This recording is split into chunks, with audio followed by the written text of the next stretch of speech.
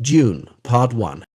In the year 10191, when faster-than-light travel is possible and almost all the planets in the known universe are colonized, Duke Leto of House Atreides, ruler of the ocean planet Caladan, is assigned by the Padishah Emperor Shaddam Corrino IV to replace House Harkonnen as fief rulers of Arrakis. Arrakis is a harsh desert planet and the only source of spice, a valuable substance that bestows its users heightened vitality and expanded consciousness. Harkonnens have ruled Arrakis brutally for 80 years and become rich by harvesting spice, but have unable to quell the rebellion of the native Fremens. It is critical for interstellar travel, as it allows Spacing Guild navigators to use a limited form of prescience to safely navigate interstellar space. Paul Atreides awakens on Caladan, the homeworld of House Atreides. He breakfasts with his mother, Lady Jessica, who is a member of the Bene Gesserit.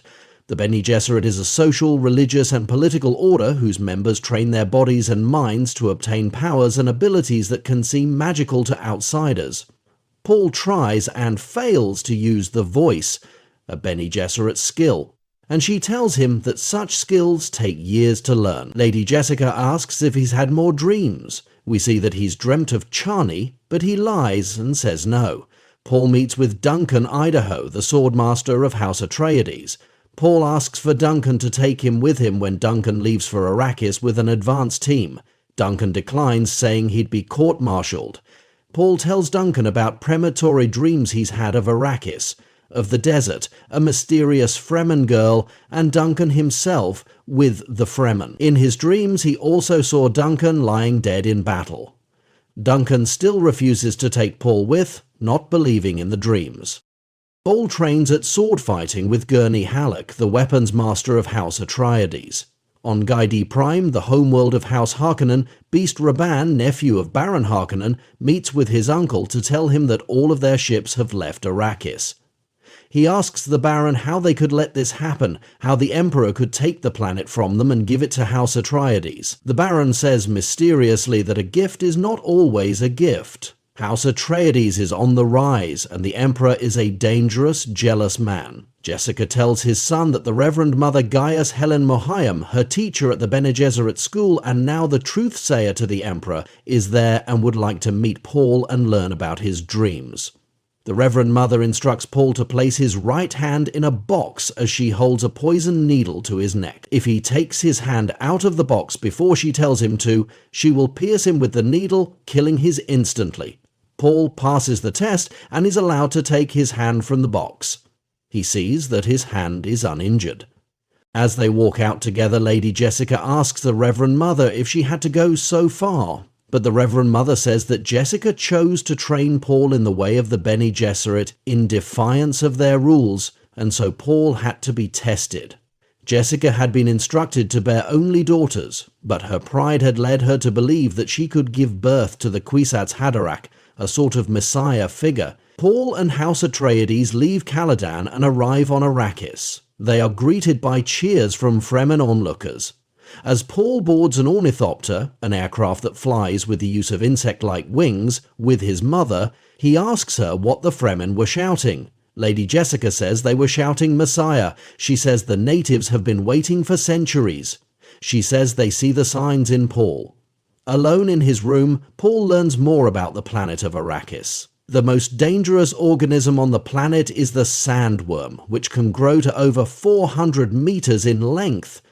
Paul then notices a hunter-seeker, a tiny floating machine used by assassins, entering through a small hole in the wall. The device finds Paul and flies at him, but stops before it can reach him. He says the operator of the hunter-seeker must be nearby. They find the assassin, who is now dead, in the wall. Leto negotiates with the Fremen's chieftain Stilgar and meets paleontologist and imperial judge Dr. Leet Kynes.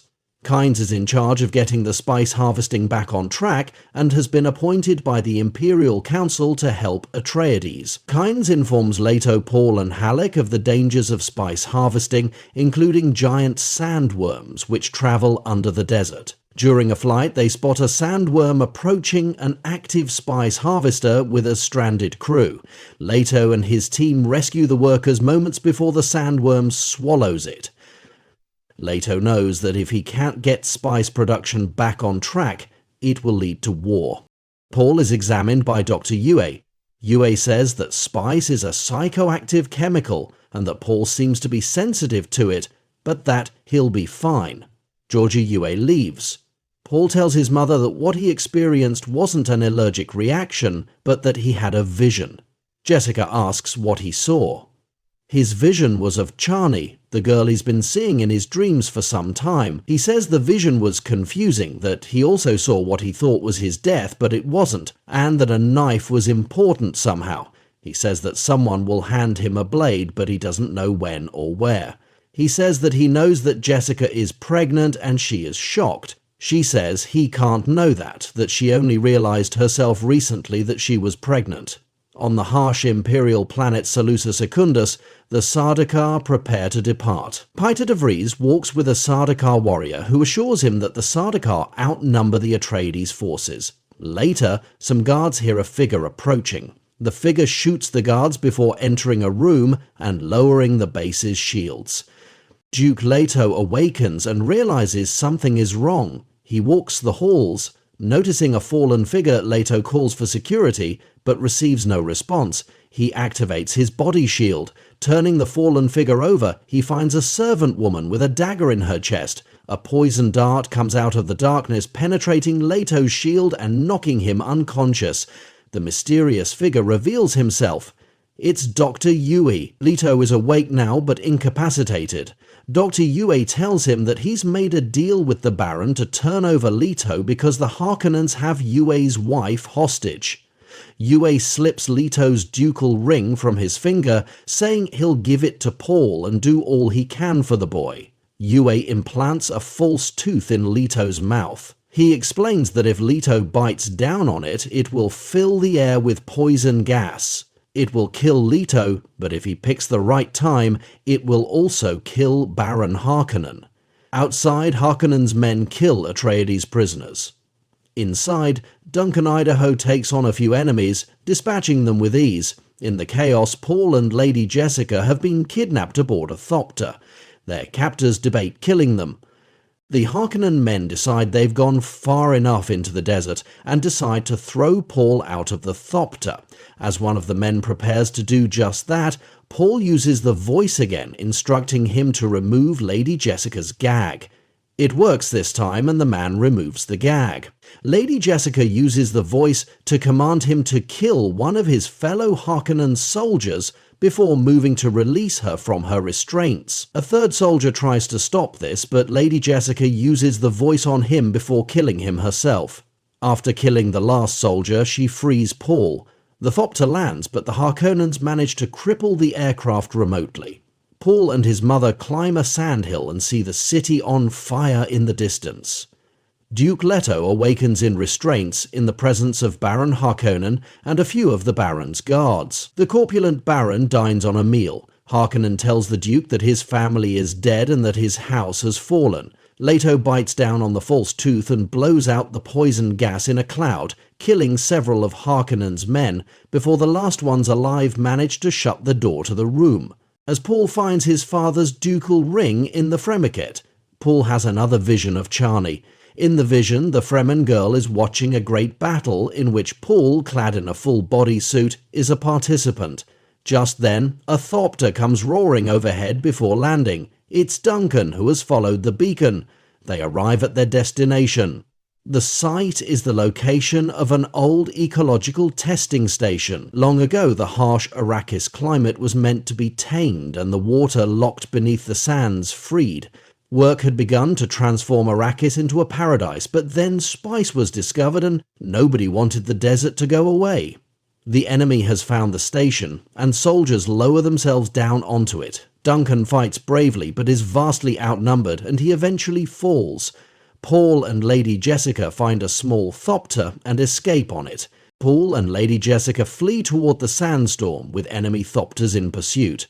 Missiles are fired at them, but Paul flies directly into the storm. The missiles follow but are unable to stay locked onto their target and explode harmlessly. Beast Raban goes to see his uncle Baron Harkonnen. He tells the Baron they chased Paul and Jessica, but the pair disappeared into a sandstorm. He assures his uncle that nothing could survive such a storm, and that they must be dead. The Baron tells Raban to inform Gady Prime to start selling spice reserves. They don't want the price to fall because they need money to cover the expenditures of the attack on Arrakis. Raban asks what to do with the Fremen. The Baron tells him to kill them all. Paul and Jessica make it out of the sandstorm in their damaged thopter. The wings begin falling off and they make a crash landing. They continue on, a worm heads in their direction, and they run. They watch as the huge sandworm lifts itself out of the sand. There is a tense moment until someone sets off a thumper that attracts the sandworm's attention away from Paul and his mother. They realize they are surrounded by Fremen. Stilgar is among them, and he tells them not to run because they'd only waste their bodies' water. Paul reminds Stilgar that they've met before. Stilgar tells his people that Paul is the boy he told them about and that they can't touch him. The Fremen wonder if he can really be the Lisan al-Gaib. A Fremen man, Jamis, says, "The boy looks like a weakling." But Stilgar counters that they made a brave crossing, and Paul does not speak or act like a... Jamis argues that it was only his thumper that saved Paul's life and that Paul is not the one. He turns to find that Chani, the girl he's dreamt about, is there. She says that some say he is the Messiah, but to her he looks like a little boy. Paul and Chani join the others. Jamis challenges Paul for combat. Paul has another vision, hearing a female voice saying that Paul Atreides must die for Kwisatz Haderach to rise. The voice tells him not to be frightened and says that when you take a life, you take your own. Chani lends him a crysknife given to her by her great-aunt. Paul recognizes it as the knife he saw in an earlier vision. The two men fight. Paul quickly takes an advantage, putting his blade to Jamis's throat and asking if he yields. Stilgar says there is no yielding and that one of them must die. Jamis fights ferociously, but time and again Paul winds up with his knife at the man's neck without killing him. Stilgar asks Jessica if her son is toying with his opponent, but she says that Paul has never killed a man. Jamis knocks Paul down. When Paul gets up, Jamis charges and Paul deals a killing blow. Stilgar says that Paul is one of them now.